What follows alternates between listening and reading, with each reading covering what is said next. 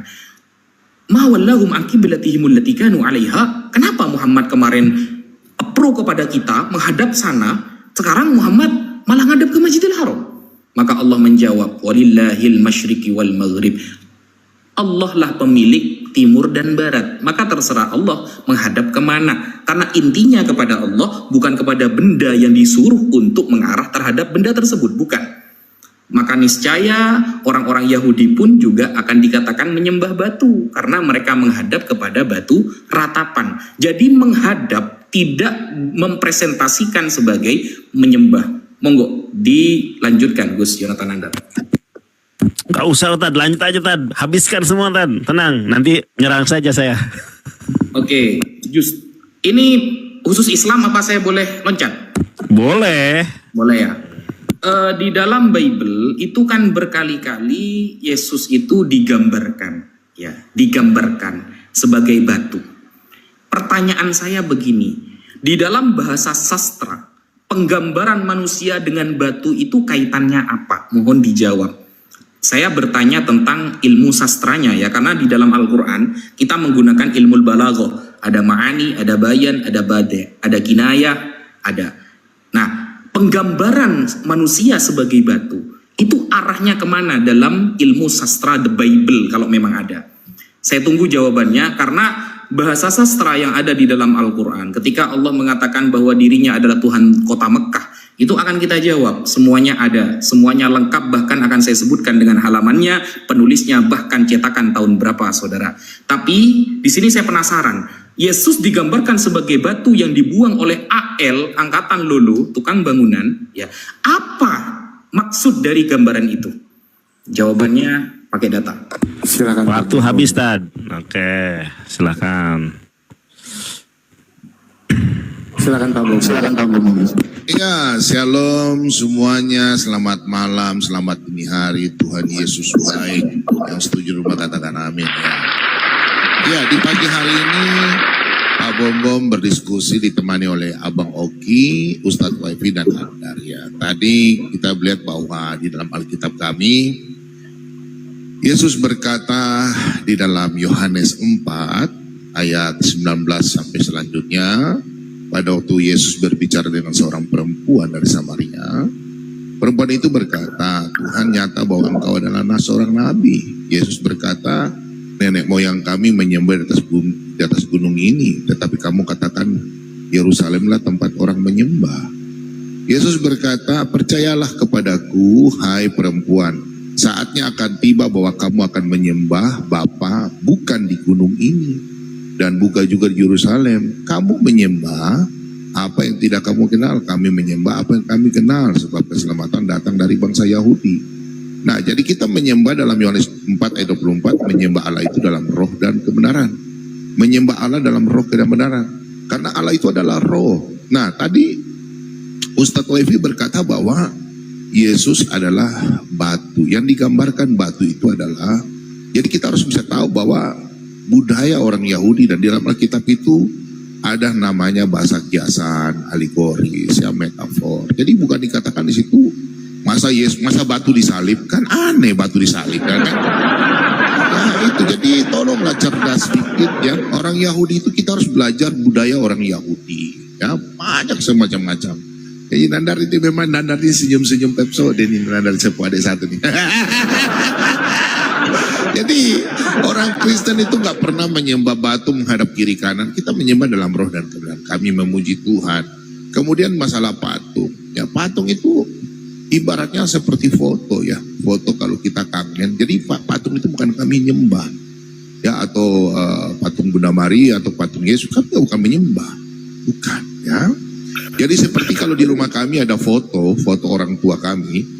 Oh, ini orang tua kami, contoh bapak saya dan mama saya kan sudah meninggal. Jadi foto itu kita lihat seperti ikon saja ya. Oh, ini orang tua saya pernah lahirkan saya, supaya anak cucu saya tahu bahwa oh, ini bapak punya mama ya. Nah itu juga. Kalau kita kangen kan lihat foto, kadang kita nangis ya, kita kadang cium, itu foto orang tua kita, kata kangen. Jadi bukan kita menyembah, sorry minta maaf, kita nggak sembah itu ya. Jadi ayat Alkitab sudah sangat jelas ya. Nah, pertanyaannya saya sebelum saya lari ke Oki, anak Oki sebentar aja Oki. Pertanyaan saya pernah baca suatu hadis, nanti saya akan tunjukkan sebentar. bahwa Nabi Muhammad itu berbicara dengan batu. Nah, di Mekah. Nah, sebelum jadi Nabi, terus batu itu sekarang sudah ada di Mekah. Nabi bersabda bahwa batu ini saya pernah bicara dengan batu ini. Batu ini membuat salam. Nah, kemudian yang saya mau tanya sama Nanda dan Ustadz Waifi, Nabi Muhammad kan sudah menjadi Nabi. Tapi pertanyaan saya lanjut seperti sebelum Nabi Muhammad, orang tuanya itu menyembah apa? Karena saya ada baca dalam Al-Quran, kalian mengikuti mila Ibrahim. Berarti sebelum Nabi Muhammad. Yang mana yang benar ini? Coba tolong jelaskan. Kalau memang mengikuti mila Ibrahim, berarti orang tua atau keluarga Nabi Muhammad atau bangsa Arab sudah menyembah bukan berhala, mengikuti mila Ibrahim. Tolong jelaskan sama saya. Silakan Oki lanjut. Oke, teman-teman, terima kasih sebelumnya untuk Pak Bom. Shalom teman-teman semua.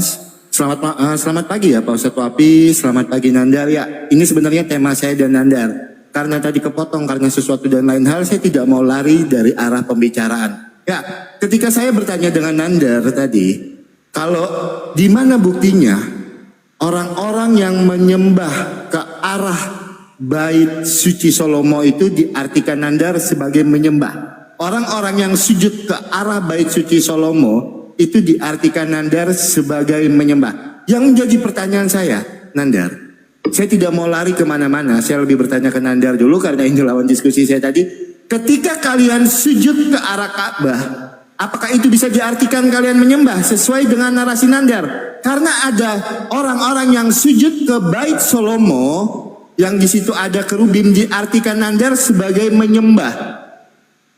Nah sekarang saya balikan, apakah kalian sujud ke arah Ka'bah Nandar? Karena seperti foto yang saya tunjukkan tadi, kalau kalian juga sujud ke arah Ka'bah Yonatan Nandar. Itu yang pertama. Ya. Nah, saya mau yang kedua juga.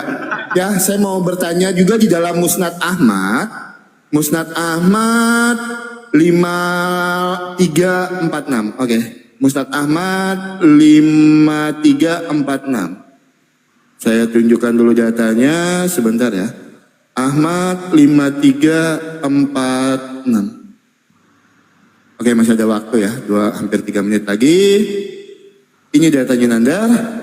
Ya, Musnad Ahmad 5346, isnadnya Sahih. Saya bacakan ya teman-teman ya, oke. Sebentar, bukan ini teman-teman. Ahmad bukan 5346 teman-teman, sebentar ya. 5364. Ya, sebentar ya. 5364, kebalik ya teman-teman ya, bukan 46. 64 Ahmad 5364. Oke. Isnadnya Sahih ya, saya akan bacakan. Mencium rukun Yamani dan rukun Aswad akan menghapus dosa sehabis-habisnya. Yang jadi pertanyaan saya, kenapa di dalam Musnad Ahmad 5364 mencium rukun Yamani dan rukun Aswad itu kok bisa menghapus dosa sehabis-habisnya?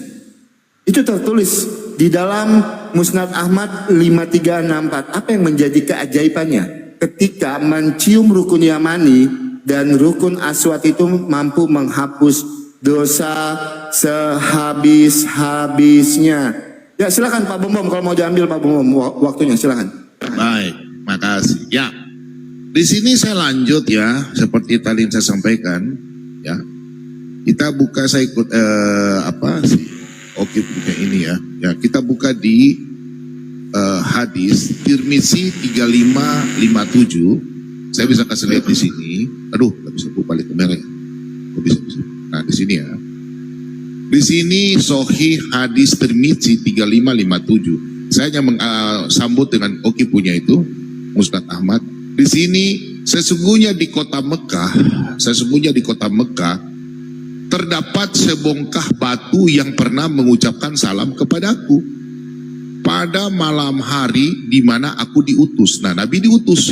Mengetahui tempat dan sifatnya, perawi Abu Isa berkata hadis ini derajatnya hasan sahih gharib. Jadi di sini katakan Nabi Muhammad mengatakan pernah batu di Ka'bah itu ada yang berbicara begitu. Nah, kemudian saya lanjutkan, Oki punya itu yang tadi, tolong Nandar dan Ustadz Waifi yang terkasih. Nabi Muhammad, sebelum Nabi Muhammad kan diutus ini bicara batu. Pertanyaan saya, sebelum Nabi Muhammad dan keluarganya ya mereka itu melakukan penyembahan kepada siapa? Sebelum, soalnya kalau saya tanya kalian bilang Mila Ibrahim. Nah pertanyaan saya, tolong jelaskan. Oke, makasih.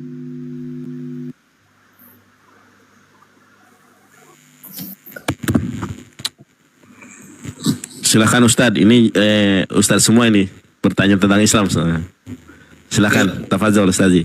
Bismillahirrahmanirrahim. Yang pertama, saya jawab yang tentang rukun Yamani ya, ini dalilnya. Kenapa rukun Yamani itu bisa menghapus dosa? Itu sebenarnya wasilah karena Nabi Muhammad pernah melakukannya. Coba sampean buka. Ini hadis Sahih Muslim ya. Ini website yang Mas Oki juga pakai. Sahih Muslim nomor 2224. Ini ya. Dianjurkannya istislam 2 rukun Yamani ketika tawaf dan meninggalkan 2 rukun yang lainnya. Ini hadisnya ya. Jadi Rasulullah juga melakukan rukun Yamani. Jadi begini konsepnya. Itu kan sebagai wasilah. Di sini Rasulullah dulu kan yang melakukan kan. Jadi apapun yang pernah dilakukan Rasulullah lalu kita meniru, ya itu bisa menjadi penghapus dosa. Kenapa? Karena di dalam hadis innal hasanat yudhibnas sayyiat. Pekerjaan-pekerjaan baik kita akan menghapus dosa-dosa kita. Wa innal sayyiat yudhibnal hasanat. Pekerjaan buruk kita bisa menghapus kebaikan kita. Itu hadisnya ada. Nah, ini ya. Jadi karena ikut Rasulullah. Itu sebagai wasilah. Ini hadisnya, saya jawab ini. Nah, kemudian tentang hadis yang dibawa oleh Pak Bombom, sebongkah batu.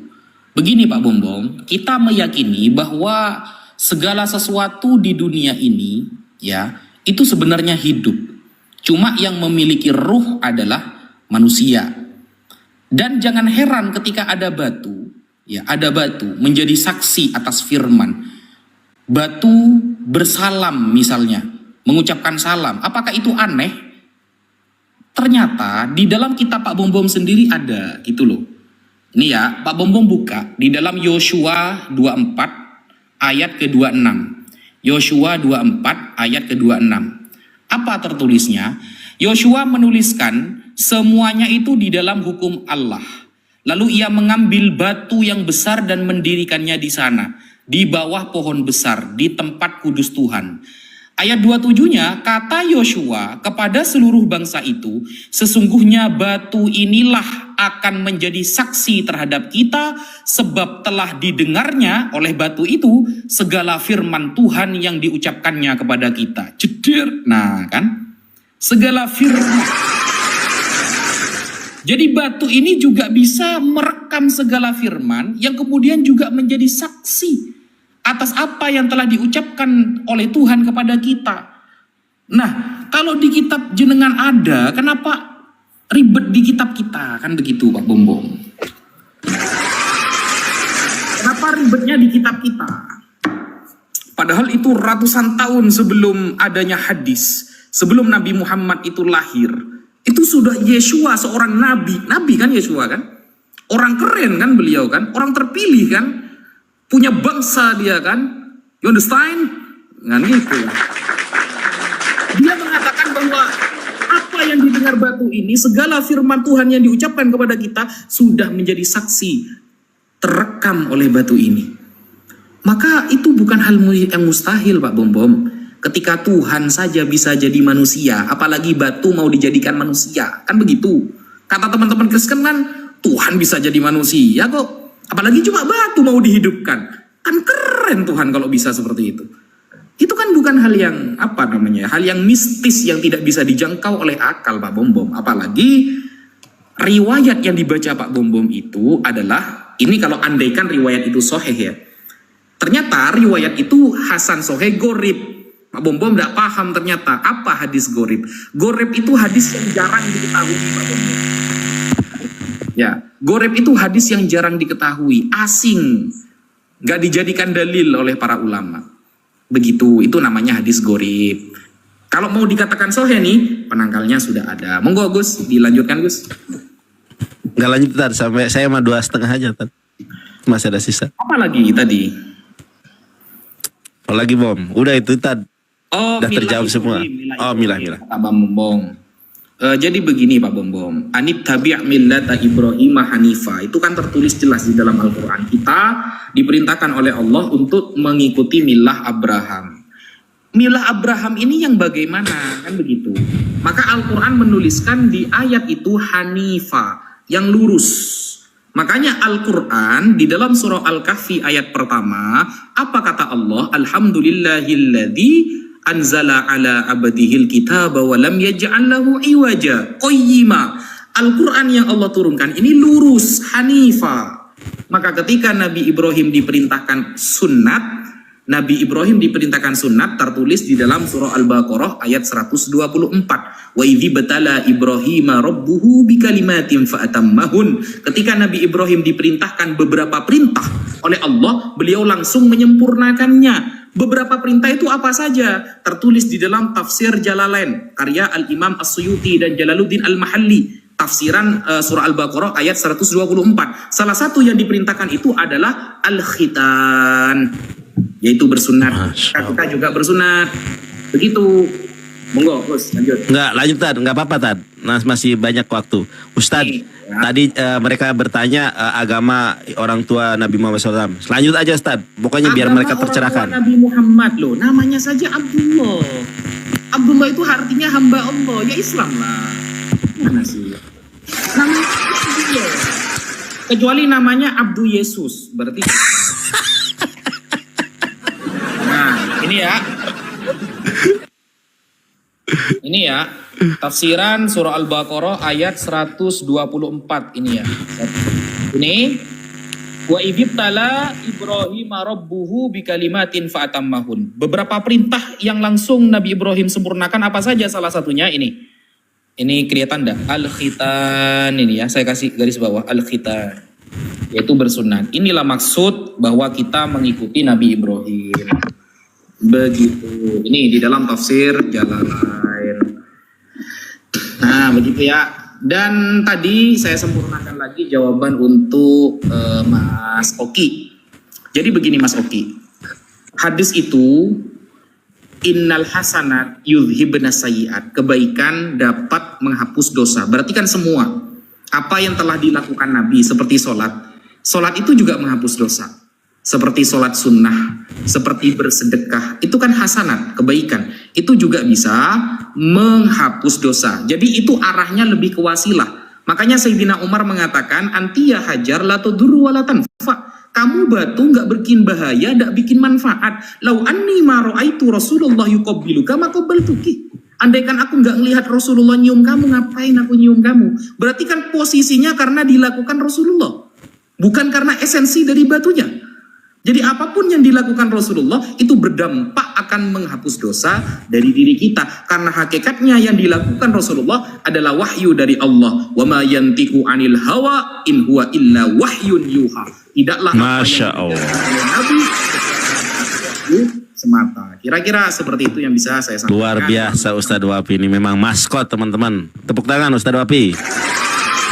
Tenang teman-teman, kita belum bertanya ini ya teman-teman, sabar ya. Kita belum bertanya Ustadz, jangan lupa bertanya Ustadz. Oh iya.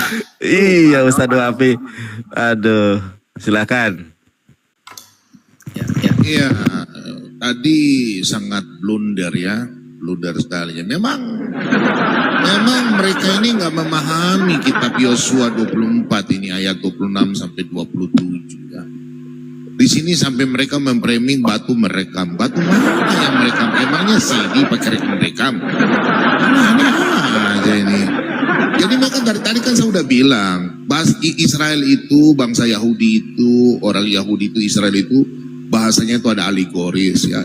Harus ayat Alkitab diperkuat dengan ayat Alkitab lain dong. Cuma jangan batu begini baca batu berbicara. Gimana sih aneh-aneh. Tetap akan bertentangan dengan kitab Imamat 26 ayat 1 dan kitab Keluaran 20. Jangan engkau menyembah Tuhan Allahmu membuat patung apapun itu, menyembah batu berukir, sujud menyembah. Baca dong Imamat kitab yang lain, Keluaran yang lain. Masa batu bicara emang batu bicara aneh-aneh aja. Oke. Saya lanjut dulu ya. Tadi Ustaz bilang itu ya. Kita buka kalau di dalam hadis ya, tolong dicatat Bapak Nandar. Jangan kok haho saja. Nah, di dalam hadis Muslim 42222 4222. Di situ hadis Muslim sahih. Nanda kok dia. Di situ dikatakan batu memberi salam kepada Nabi Muhammad. Pertanyaan saya, itu kiasan atau benar atau apa? Nah, tadi saya bertanya, Ustadz Wafi belum jawab. Tadi dalam surat Haji Al-Haji 22-27, di situ Ibrahim, kalian harus mengikuti mila Ibrahim, harus naik haji. Nah, pertanyaan saya, Nabi sebelum Nabi Muhammad menjadi nabi, orang-orang tua itu sudah pernah naik haji enggak? Orang tua, kalian bilang, kok ya saya jawab, sekarang saya bantah. Tolong perhatikan ini ya, Nandar, kau tolong catat ini baik-baik. Tetap bertentangan dengan ini. Hadis Bukhari 4027. Ya, tolong baca di situ saja ya. Sini kecil jadi, tolong baca ya. Hadis Bukhari 4027. Sahih ya.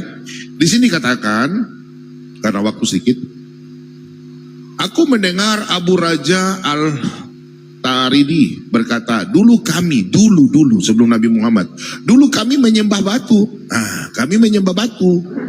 Apabila kami mendapatkan batu yang lebih baik, maka kami melemparkannya dan mengambil yang lain. Dan apabila kami tidak menemukan batu, kami mengumpul segenggam tanah. Lalu kami bawakan seekor kambing, kemudian kami peraskan susu untuknya. Lalu kami tawaf dengannya. Apabila datang bulan Rajab, kami mengatakan tidak ada peperangan. Maka kami tidak memberikan tombak maupun panah yang tajam, kecuali kami cabut dan kami lemparkan sebagai pengagungan terhadap bulan Rajab. Dan aku mendengar Abu Raja berkata, pada hari Nabi diutus, aku pada waktu itu sebagai seorang anak mengembala unta milik keluargaku. Tatkala kami mendengar Nabi berdakwah, kami lari ke neraka, yaitu ke Muzalama Al-Ghazat. Nah, ini kan sudah sangat jelas. Sebelum Nabi Muhammad jadi Nabi, nah jangan kok ketawa-ketawa Nandar. Ini mana yang benar ini? Mengikut mila Ibrahim, Nabi Muhammad punya orang tua sudah naik haji, seperti surat Al-Haji 27, atau kalian ini ambil batu, sembah batu di hadis Bukhari 4027 sahih. Ini kan sangat jelas. Silakan Oke, yang pertama-tama aku mau sampaikan dulu sama Nandar, kenapa Nandar tidak mau menjawab pertanyaan saya, Nandar? Ketika sebelum diskusi ini berlangsung tadi, Nandar bernarasi sujud ke arah Bait Solomo itu sama dengan menyembah. Lah, pertanyaan saya, kamu sujud ke arah Ka'bah enggak? Apakah itu bisa diartikan sebagai menyembah juga dengan narasi yang sama yang Nandar bawakan? Itu yang pertama, ya. Yang kedua, teman-teman, aku mau sampaikan ya. Saya ya, ada yang report. Aman-aman, tap-tap layar aja boleh, Pak Ustadz. Ya. Yang apa tuh teman-teman? Yang kedua, Pak Ustadz Wafi tadi ketika ditanya Pak Bom, apa agama orang tuanya Nabi Muhammad sebelum Nabi Muhammad menjadi seorang nabi? Pak Abdul Wafi tadi sampaikan namanya kan Abdul, berarti agamanya adalah Islam. Itu yang disampaikan. Pertanyaan saya, kalau memang beragama Islam, kenapa di suatu hadis Muslim 302, sebentar saya tunjukkan datanya. Hadis Muslim 302 derajatnya sahih. Wahai Rasulullah, di manakah bapakku? Beliau menjawab, dia ada dalam neraka. Ketika laki-laki tersebut berlalu pergi, maka beliau memanggilnya. Oke, suara hilang. Sesungguhnya bapakku dan bapamu di dalam neraka. Kenapa kok bapaknya Nabi Muhammad di dalam neraka ketika beliau beragama Islam seperti yang Pak Ustadz Abdul Wafi sampaikan? Nah, itu yang pertama. Yang kedua, teman-teman, karena masih ada waktu ya. Oke, sedikit waktunya aku minta Pak Bom di dalam Tirmizi 884, hadis Tirmizi 884, saya cuma mau minta penjelasan aja. Rasulullah SAW bersabda mengenai Hajar Aswad, demi Allah, Allah akan membangkitkannya pada hari kiamat dengan dua mata dan lisan yang dapat berbicara, bersaksi bagi siapa saja yang menyentuhnya dengan benar. Abu Isa berkata, ini merupakan hadis hasan. Ya, silakan nanti saya cuma minta penjelasan dari Tirmizi 884 dan hadis Muslim 302. Dan poin saya ke Nandar, apakah kalian sujud menyembah ke sujud ke arah Ka'bah itu bisa diartikan menyembah, karena Nandar tadi mengartikan sujud ke arah Bait Salomo itu dengan arti menyembah. Nandar tolong nanti jawab ya. Silakan Pak Bombom, masih ada waktu kalau mau dipakai Pak Bombom. Silakan. Baik ya, jadi di dalam Alkitab kami segala tulisan yang diilhamkan Allah memang bermanfaat untuk mengajar dan mendidik orang dalam kebenaran. Kami orang Kristen tidak pernah namanya mau satu ayat, enggak. Di dalam kitab Ulangan 19 ayat 15, 2-3 perkara saksi sah.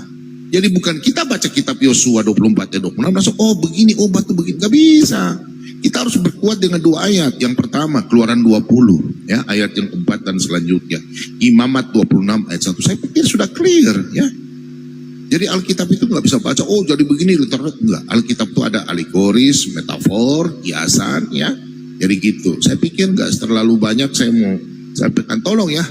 Karena saya baca dalam surat Al-Quran 22-27. Nabi Ibrahim sudah akan menunggu orang datang-datang naik haji ya dengan unta kurus. Nah itu pertanyaan saya. Nah, jadi Anda mengatakan sebelum Nabi Muhammad sudah Islam, Abdullah berarti Muslim. Pertanyaan saya tadi, hadis saya tadi. Hadis Bukhari 4027 terus ditambah dengan Oki hadis Muslim 302 dengan Tirmidzi 884 itu sangat dekat itu. Coba tolong Pak ini. Oke, saya pikir itu saja, waktu dan tempat silakan sampean jelaskan. Makasih.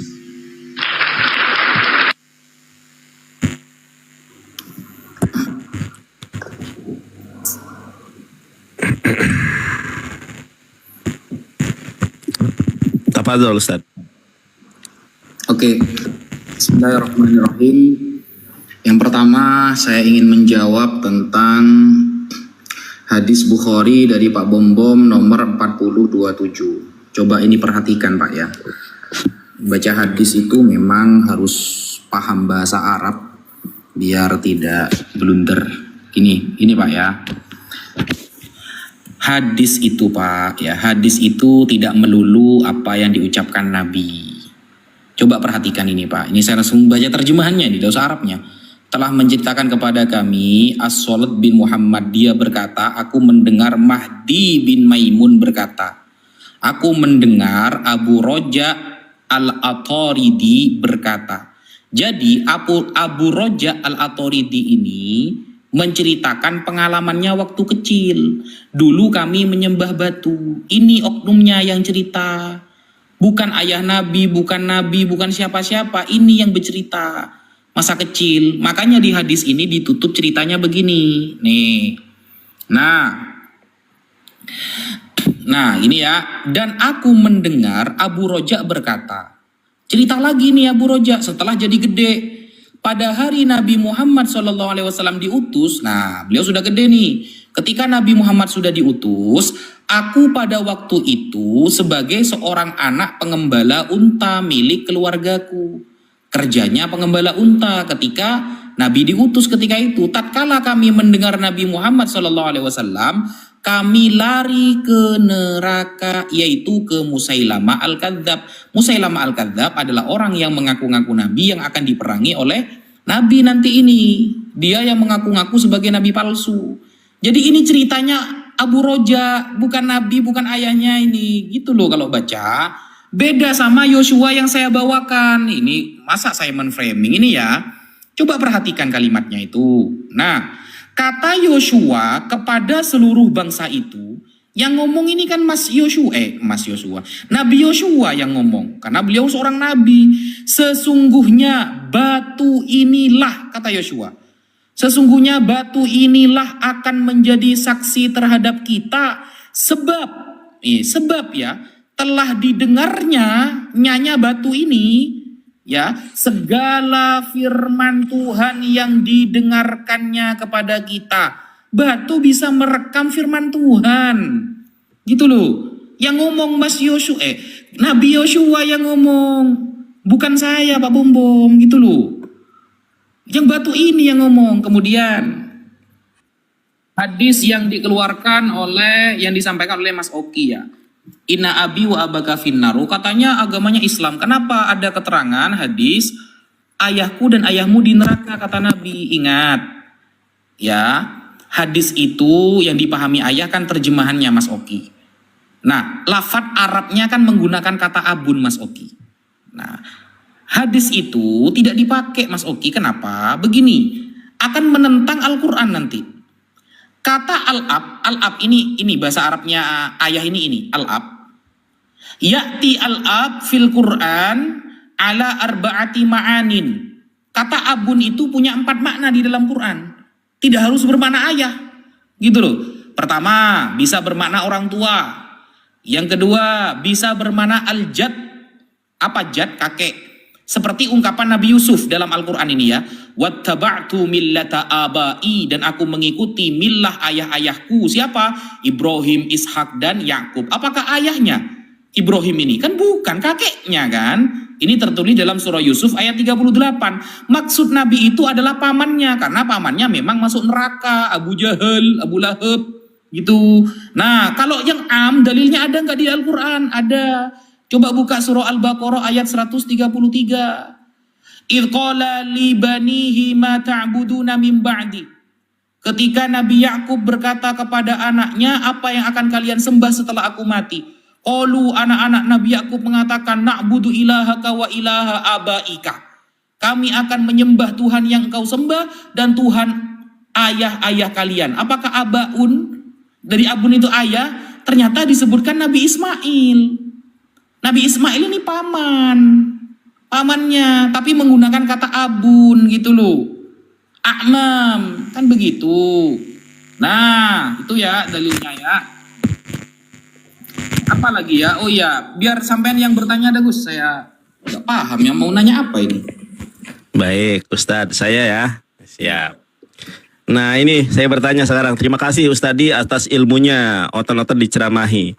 Ustadz, saya bacakan di dalam Keluaran 20 nomor keempat. Jangan membuat bagimu patung yang menyerupai apapun yang ada di langit di atas atau yang ada di bumi di bawah atau yang ada di dalam air di bawah. Di dalam bahasa Ibraninya, lo ta'ase leha besel wehal temuna aser besamayim mimaal peaser baaret mitahat peaser bamayim mitahat laaret. Nah, di dalam ayat Keluaran 20 nomor keempat, jangan membuat bagimu patung. Oke, jadi jangan memfitnah, oke. Yang kita tadi bahas itu adalah mengenai patung di dalam perspektif Islam dan Kristen, bukan menyembah. Ini suka memframing. Di dalam Keluaran 20 ayat keempat, jangan membuat bagimu patung. Yang menjadi pertanyaan saya adalah, ternyata teman-teman lihat ini. Ya, ini saya tunjukkan nih. Saya tunjukkan Bang Oki nih. Nih. Pak Bom, ini namanya Bait Solomo atau dalam bahasa Inggrisnya Solomon's Temple. Nah, ternyata di dalam Solomon's Temple ini adalah patung kerubim. Ini nih, singa berkepala manusia, berkepala kerbau, berkepala garuda atau raja wali. Nih. Ini namanya kerubim. Di dalam Keluaran 20 ayat keempat, jangan membuat bagimu patung. Kenapa? Di dalam bait Salomo atau bait teosnya orang Kristen, kenapa ada patung singa? Ini loh patung singa. Bahkan kalau kita cari literasi yang lebih jelas, yang lebih lengkap, bagaimana bentuk kerubim itu? Ini bentuk kerubim. Dalam bahasa Inggrisnya, what does kerubim look? Nah kan? Seperti ini. Ada kepala singa, ada kepala kerbau, ada kepala raja wali. Nah, itu yang harus disanggah dan harus ditanggapi. Oh iya Gus, kenapa? Tadi pertanyaan saya di awal gak dijawab loh. Oh iya, penggambaran Yesus sebagai batu. Itu dalam ilmu sastra itu apa maksudnya? Belum dijawab. Pak Bom sama Bang Oki belum dijawab. Kata batu di dalam perjanjian baru yang ditujukan kepada Yesus adalah batu. Dalam bahasa sastranya itu apa? Apa? Ya, Ustaz. Menuju kemana apa itu namanya? Gitu loh. Belum dijawab. Tuh 2 nih. Jeder, ini baru kita bertanya Tad. Aduh. Nah, bingung mereka nanti. Pak Bambang belum ada suara. Dibuka mikrofonnya. Tapi ini nggak pikir kita mungkin nggak sekolah bahasa Indonesia apa ya? Ya, gitu ya. Jadi tadi dalam hadis Bukhari ya 40 ya 4027. Pertanyaan saya kan simpel, pertanyaan saya itu ya. Sebelum Nabi Muhammad diutus menjadi nabi, kalian mengatakan kalian mengikuti mila Ibrahim. Meskipun orang tuanya itu tidak jelas bilang Abdullah, itu kan cuma tafsir kalian saja. Bagaimana sih? Nah, buktinya ini sahabat Nabi ya. Di sini kan Anda mengatakan, ya kan di sini kan Anda mengatakan di sini kan namanya siapa ini? Abu Raja Al-Tari, Mahdi bin Mainum. Aku mendengar di sini kan berkata, aku mendengar Abu Raja Al-Taridi nih. Kalian bilang Abdul, ini kan berarti kan sahabatnya Nabi. Entah itu apa. Tapi kan sebelum itu kan mereka menyembah batu, bikin tablik, kan dia bersaksi. Berarti orang-orang tuanya Nabi juga begini melakukan ini. Kalau memang Anda mengatakan kalian ikut mila Ibrahim, mila itu artinya apa? Brit mila itu artinya apa dalam bahasa Arab itu kalian tahu itu. Kalian bilang sunat-sunat. Sedangkan dalam surat Al-Haji, pertanyaan saya, apakah ada bukti orang tuanya Nabi Muhammad sudah naik haji? Nah, kalau ikut mila Ibrahim. Terus nabi-nabi sebelum sudah naik haji. Tolonglah jelaskan nama kami. Kami juga baca, bisa baca. Di sini kan sudah jelas. Jangan bilang Abu Raja. Ini kan pertanyaan saya ini kan meluas sebenarnya. Cuma kami nggak mau bertanya luas-luas. Ya kalian sudah ngerti lah. Bukan anak kecil yang mau ditanya kan. Aneh-aneh aja. Ya, jadi tolonglah penjelasan itu di situ Nabi berbicara batu. Terus tadi ke Yosua, kalian kan tidak bisa memperkuat dengan ayat yang lain. Bilang memang batu itu merekam, batu berbicara, Yosua bicara batu, bilang batu itu. Kalian kan tidak bisa memperkuat. Ini kan bertentangan dengan tadi. Nandar juga potong-potong ayat. Aneh-aneh aja Nandar ini. Nandar, lu kalau baca Keluaran 20 ayat 4 jangan stop di situ saja. Baca dong ayat 5-nya. Gimana sih Nandar ini? Keluaran 20 ayat 4 di sini. Jangan membuat bagimu patung dan menyerupai apapun yang ada di langit di atas atau yang ada di bumi di bawah atau yang ada di dalam air yang bawah bumi. Ayat 5 lu gak baca. Lu kenapa gak baca ayat 5? Potong-potong lu. Jangan sujud. Di situ bilang jangan samakan. Jangan sujud Nandar. Jangan sujud menyembah kepadanya. Orang Kristen tidak menyembah sujud. Kalian yang sujud ke Ka'bah cium batu. Aja lu. Jangan sujud menyembah kepadanya atau beribadah kepadanya sebab aku Tuhan Allahmu adalah Allah yang cemburu dan membalaskan kesalahan bapa kepada anaknya, kepada keturunan yang ketiga dan keempat dari orang yang membenci. Kau baca dalam kitab Imamat 26 ayat 1. Nih Tuhan berfirman nih, jangan kamu membuat berhala bagimu dan patung atau tugu berhala jangan kamu dirikan bagimu juga batu berukir. Batu berukir jangan kamu tempatkan di negerimu untuk sujud menyembah kepadanya sebab akulah Tuhan Allahmu. Itu Nandar. Sejak kapan kami orang Kristen bikin patung Tuhan Yesus terus kita sujud hom kali hom kali hom. Ada Nandar. Mana sih Nandar? Oke, lanjut oke. Pertanyaan saya ingat ya. Siapa yang sudah naik haji itu? Oke teman-teman, inilah Nandar, inilah standar gandanya Nandar. Ketika Nandar membawa tema ini, Nandar, semua narasi itu kalau berdiskusi saya tidak pernah tidak mencatat Nandar. Ini narasi Nandar yang Nandar tipu-tipu dengan saya. Ya, jangan jadi fitnah, ini narasimu Nandar.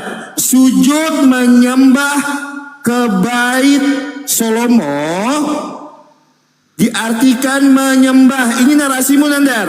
Ini narasimu, ya. Tapi nggak apa-apa kalau Nandar tidak mengakui narasinya. Nanti silahkan cek di YouTube ya teman-teman ya. Silahkan cek di YouTube aja. Itu. Nah, jadi ketika Nandar ingin mengatakan kalau kami menyembah berhala karena ada kerubim di Bait Salomo, Nandar mengartikan sujud itu sebagai arti menyembah. Tapi ketika kita samakan kalian sujud ke Ka'bah, kalian tidak mau dibilang menyembah. Itu standar ganda. Saya boleh sampaikan, itu standar ganda. Dan Nandar tidak mengakui bahasanya.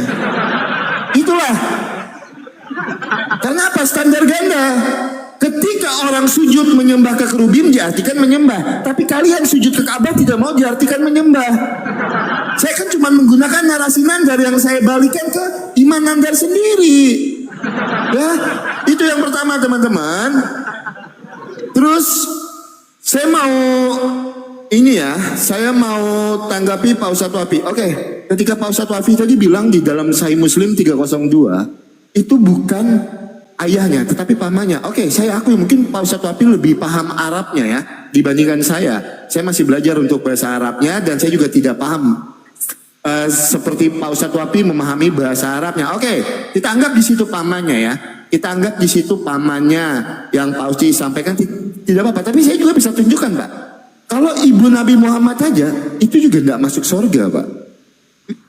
Ibunya Nabi Muhammad itu juga tidak masuk surga. Saya bisa tunjukkan di dalam Sahih Muslim 1621. Sebentar ya.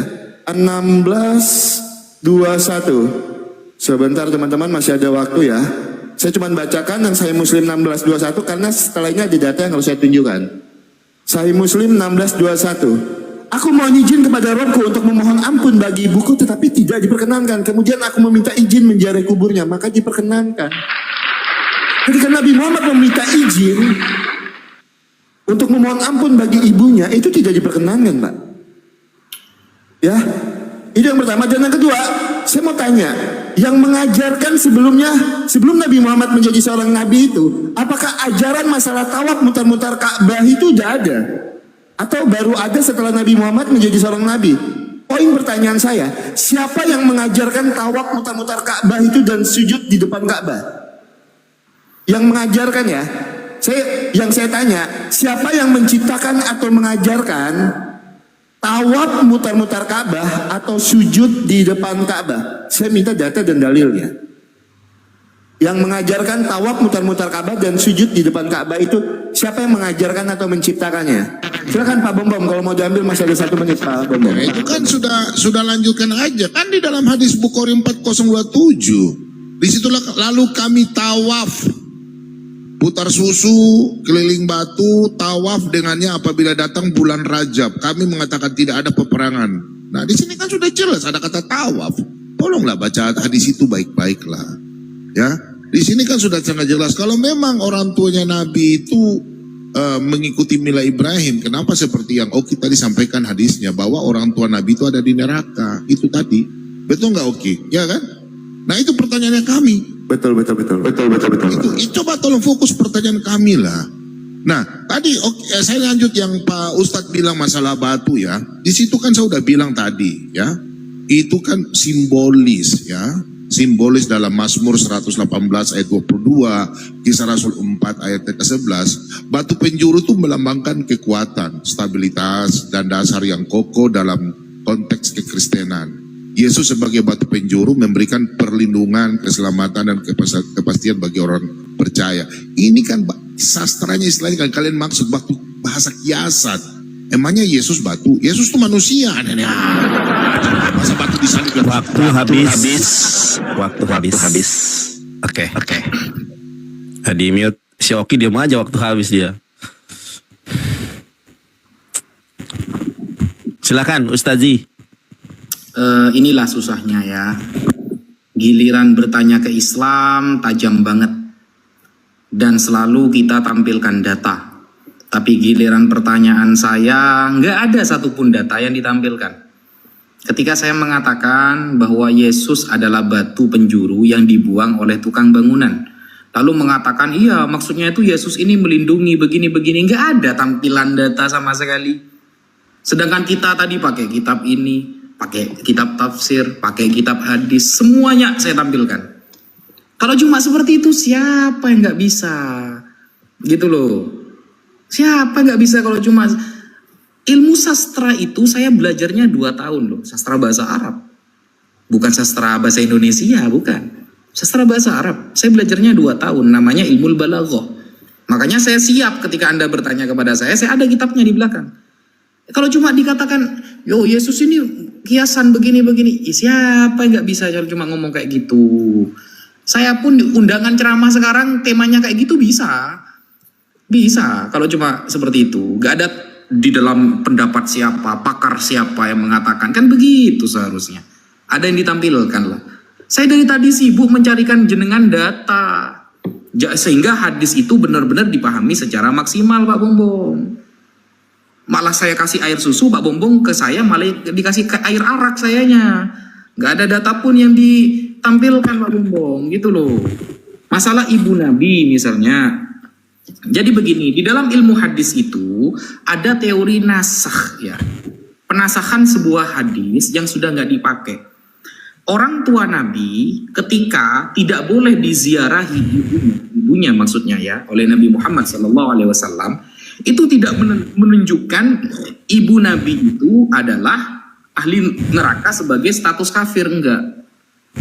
Karena begini, ini kalau saya jelaskan panjang sebenarnya, tapi rugi saya nampilin data ini rugi karena jawaban saya pun nggak ada data yang ditampilkan gitu loh. Jadi gini, Nabi Isa dan Nabi Muhammad itu terpaut ratusan tahun. Nah, ketika terpaut ratusan tahun, itu namanya ada masa fatroh. Amin, buka nanti ya. Apa sih masa fatroh itu? Buka di Google boleh lah. Karena keterangannya akan sama nanti. Masa fatroh. Masa fatroh itu masa kekosongan Nabi. Gak ada Nabi, gak ada orang yang bisa didakwahi. Gak ada orang yang muncul di sana sebagai Nabi, sedangkan dia hanya mendengar sedikit dari cerita-cerita Nabi Isa dulu. Nah, jarak Nabi Isa dengan Nabi Muhammad kan jauh ratusan tahun. Sehingga orang-orang yang tidak kesampaian dakwah Nabi ini, sedangkan yang ke Mekah itu bukan Nabi Isa. Nabi Isa ada di tanah Syam, jauh, bukan di Mekah. Yang di Mekah terakhir kali kan Nabi Ibrahim tuh sama Nabi Ismail yang pernah sampai ke sana. Nah, karena dakwah ini sudah ribuan tahun, ratusan tahun, maka orang-orang itu sulit mendengarkan secara maksimal. Itu namanya masa fatroh. Nah, kalau masa fatroh, maka jelas mereka memang gak boleh diziarahi karena mereka sudah dapat jaminan surga. Ziarah itu mau dimintain ampunan doa kan, ampunan dosa, dosa ibu saya, ya Allah ampunilah dosanya, saya datang ke makamnya.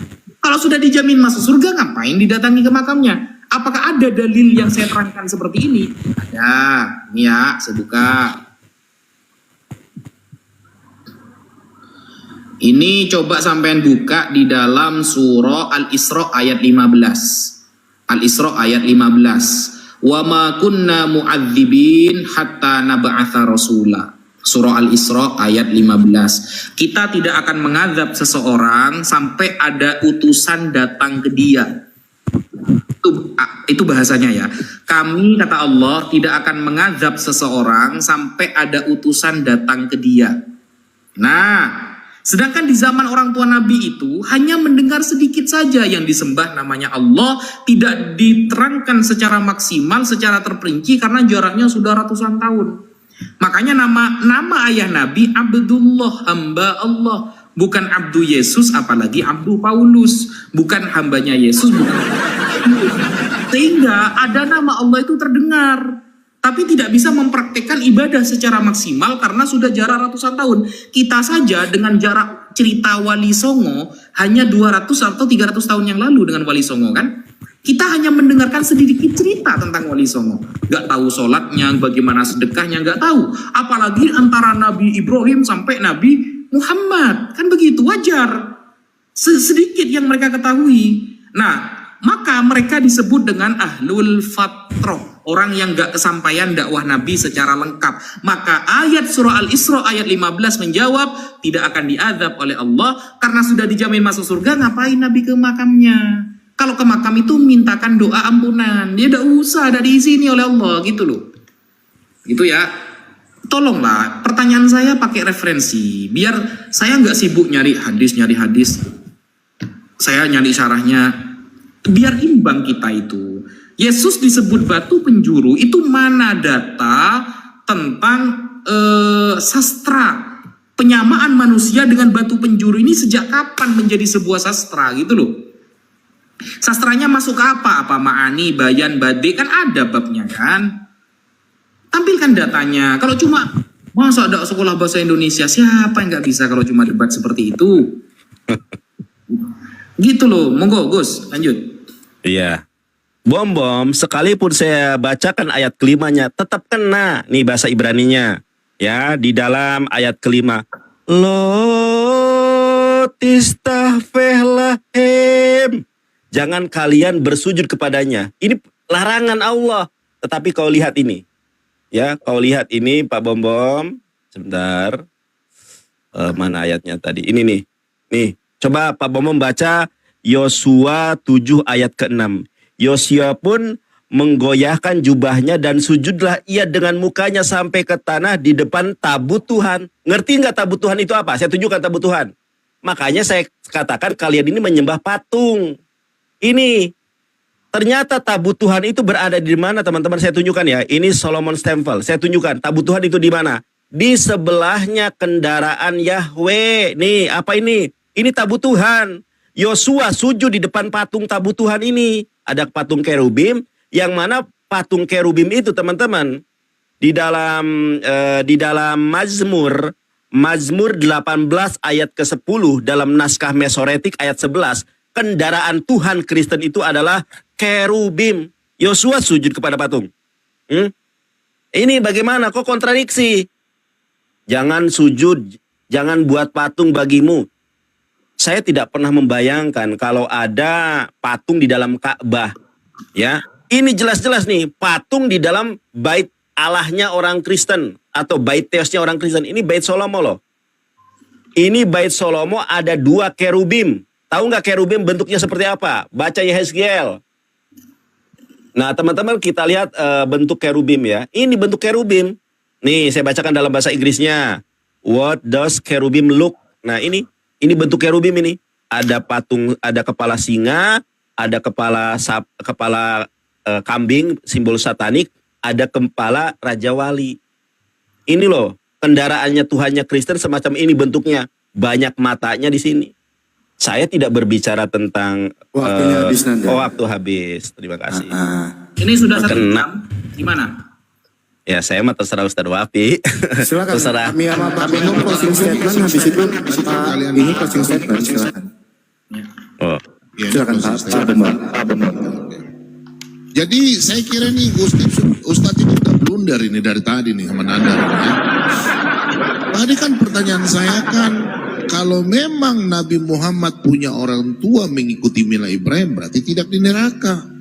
Ini kan hadis sudah sangat jelas. Di dalam hadis 302 hadis Muslim Sahih.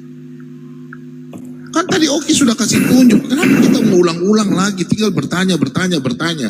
Nabi punya orang tua di neraka.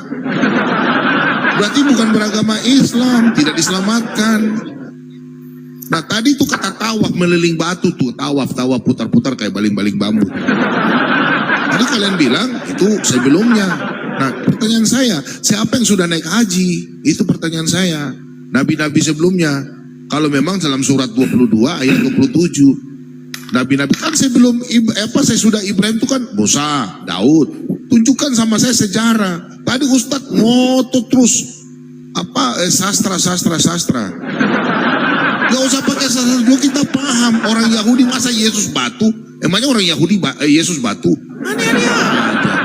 Itu kan sudah jelas Yesus sendiri berkata, akulah batu penjuru itu. Kan Yesus mengatakan dialah batu penjuru itu, batu yang dibuang. Nandar selalu bilang, kan itu kan sudah jelas. Ngapain saya mau setuju ayat lagi? Nandar selalu bilang, Yesus adalah batu penjuru. Yesus kan datang udah senyum-senyum aja tuh Nandar. Sekarang blunder lagi jilat ludahnya. Gimana sih? Kan Nandar selalu bilang, Yesus mengaku sebagai batu penjuru.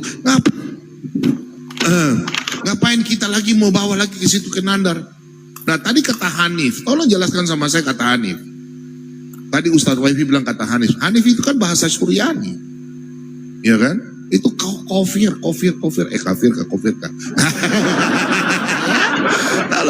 Tolong pertanyaan saya belum dijawab sama Oki.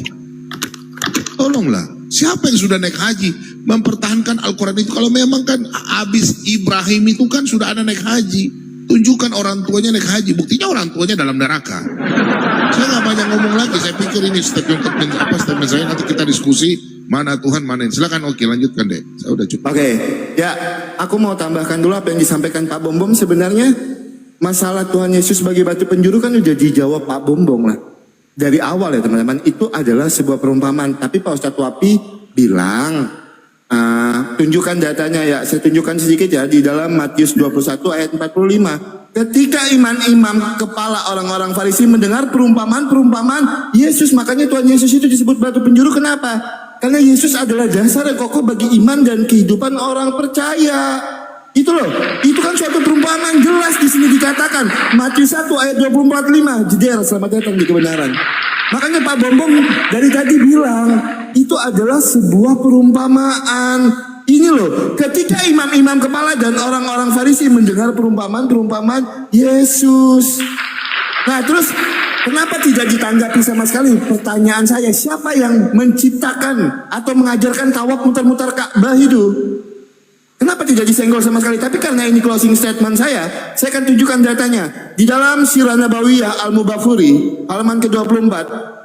Begitu pula kisah kemusyrikan dan penyembahan terhadap berhala yang menjadi fenomena terbesar dari agama-agama orang jahiliyah yang menganggap dirinya berada pada agama Ibrahim. Mereka mempunyai beberapa tradisi dan upacara penyembahan berhala yang mayoritas diciptakan Amir bin Luhai. Nah, ini apa aja yang mereka lakukan? Kita lanjut ke sini langsung, teman-teman. Mereka mengelilingi berhala dan mendatanginya berkomat-kamit di hadapannya untuk sujud memenuhi kebutuhan. Itu yang pertama. Yang kedua, mereka menunaikan haji dan tawaf di sekeliling berhala, menunduk dan sujud di hadapannya. Sirah Nabawiyah Al-Mubakhuri. Mungkin Pak Ustadz Wapi ada buku ini ya, silakan cek di halaman ke-24. Halaman ke-24 silakan dicek, Sirah Nabawiyah Al-Mubakhuri. Itu pertanyaan saya tidak mau dijawab, tapi tidak apa-apa. Ternyata ajaran itu diciptakan oleh Amir bin Luhai. Jelas tertulis di dalam literasi Pak Ustadz Wapi sendiri. Loh, ini kan literasi sendiri, masa mau dibantah juga literasi Islamnya?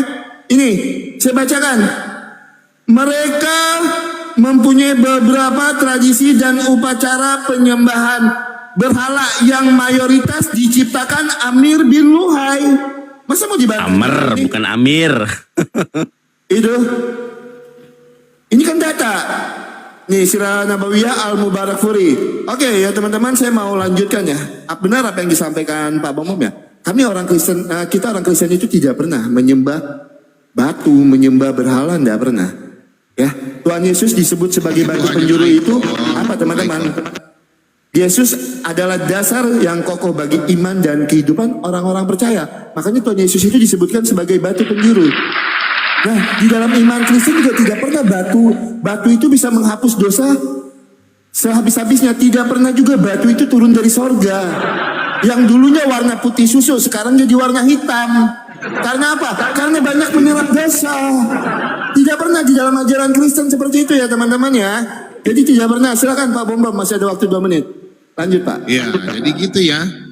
Jadi sudah sangat jelas dalam Matius 21 ayat 42. Saya nggak usah ngomong lagi dalilnya. Nandar setiap hari ngomong Yesus adalah batu, Yesus adalah batu. Tampar mulutnya sendiri. Nah lu kalau mau tanya sejarah, lu tanya sama Yesus sendiri. Sudah ke sana cari Yesus yang mana? Yesus kami kan sudah di surga, bukan Yesus pemain bola yang kalian maksud. Emangnya Yesus batu?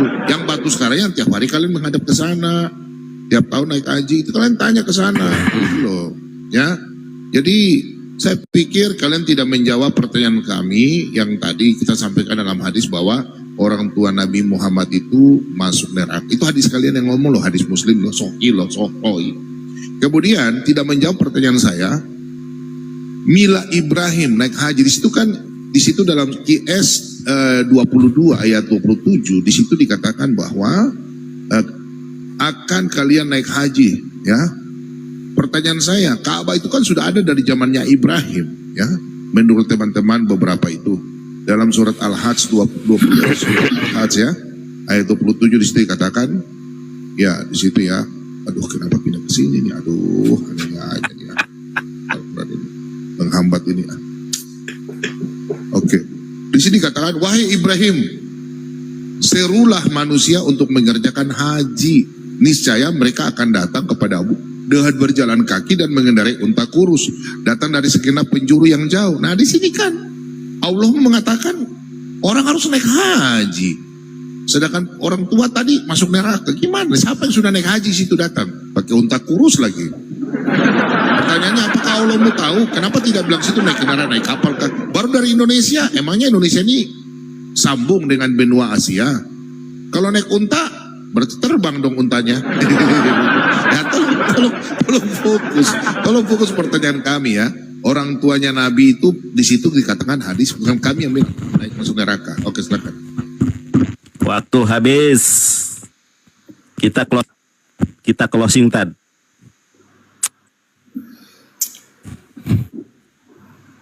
Gak mau dijawab yang tadi itu. Nggak bisa Ustadz, jangan dipaksa. Nggak bisa jawab mereka. Ayo, terima. Ya, closing ini ya. Ya. Ya, closing ini saya isi menjawab aja lah. Ya, tapi yang penting kan tidak nyebrang kan. Jadi tentang Amr bin Luhai, sepertinya teman-teman dari Kristen kurang banyak membaca ya, atau baru menemukan sebuah data tapi tidak dilacak secara mendalam. Amr bin Luhai itu orang pertama kali yang membawa berhala ke Mekah. Itu ceritanya panjang. Amr bin Luhai itu orang pertama kali yang mengajak orang-orang untuk menyembah berhala dan membuat berhala di Ka'bah. Andaikan Islam itu menyembah berhala, maka ketika Nabi Muhammad datang dari Madinah ke Mekah, maka tugas pertamanya itu bukan membinasakan semua berhala. Ternyata ketika Nabi Muhammad pertama datang dari Madinah ke Mekah, semua sahabat diperintahkan menghancurkan berhala-berhala yang ada di Mekah dan sekitarnya. Semuanya dihancurkan. Semuanya.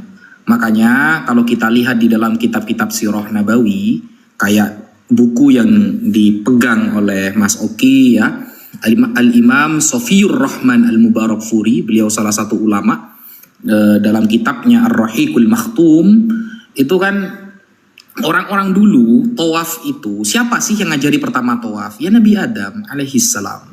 Riwayatnya ada. Lalu Nabi Ibrahim meneruskannya, lalu memperbagus Ka'bah itu.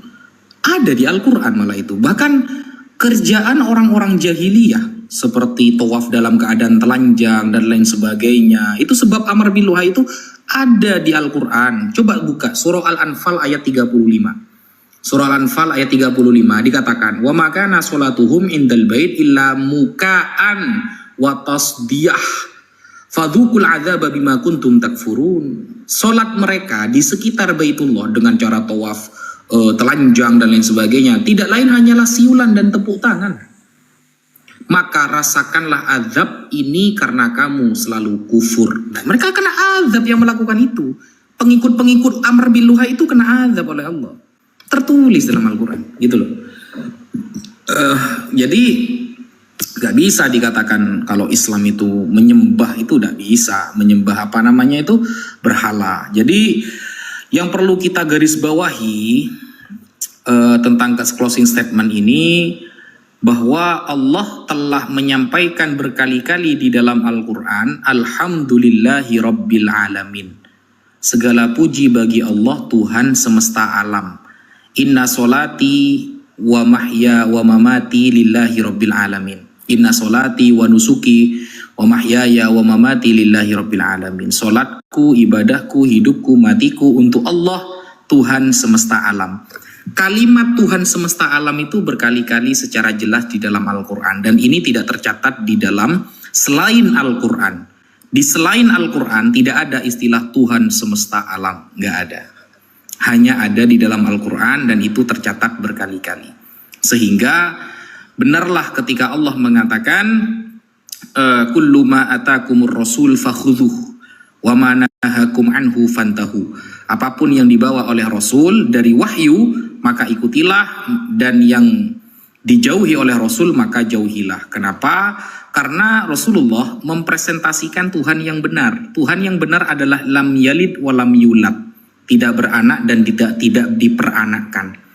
Maksud tidak beranak dan tidak diperanakkan itu bukan hanya secara biologis, tapi juga secara istilah dan sastranya. Tidak ada istilah anak Tuhan, tidak ada istilah bapak Tuhan, tidak ada istilah ibu Tuhan atau lain pun. Istilah saja tidak boleh dipakai dan disematkan kepada Tuhan. Kenapa? Itu bisa mencederai kemahakuasaan Tuhan, keesaan Tuhan. Maka ayat itu menentang beberapa paham yang seolah-olah ada semacam satu jenis dengan Tuhan, seperti rupa Tuhan, dan lain sebagainya. Maka Allah menetapkan bahwa dia walam yakullahu kufuwan ahad. Tidak ada yang setara dengan Allah. Mungkin itu yang bisa saya sampaikan. Monggo, Mas Yolanta Nandar. Ya, terima kasih Ustadz Wafi. Oki Pak Bomom ini dari tadi nggak menyampaikan data, ya, semuanya berdasarkan asumsi teologi semata. Jadi next diskusi biar menarik pakai data ya. Jangan itu adalah belindung apa, itu kan asumsi teologi ya, yang tidak mempunyai pijakan hukum dari Bible itu sendiri. Bukankah di mute Pak Bombom, ini waktu saya, waktu sama Ustadz Wapi, jangan di ini. Ya kan tadi Pak Bombom sama Oki sudah closing, masa sekarang ngomong lagi. Bukan hanya tidak mengerti Bible dan tidak mengerti Islam. Bukan hanya tidak mengerti Islam, tetapi Pak Bombom dan Oki juga tidak mengerti Bible. Tadi seringkali menyampaikan di mana, kenapa berkeliling tawaf. Padahal di dalam ayat-ayat Bible sendiri ada tawaf itu. Ya, di dalam Bible itu sendiri ada tawaf, ya. Bahkan berhaji juga ada. Namanya kalau dalam bahasa Ibrani itu hag. Ya. Makanya ada yang namanya itu salos. Salos itu 3, regalim itu berjalan kaki. Gak ngerti kalian? Coba tanya yang bisa bahasa Ibrani, itu salos itu 3. Ada regalim. Ya, regalim itu berjalan kaki menuju ke bait Allah. Namanya hag dalam bahasa Ibrani.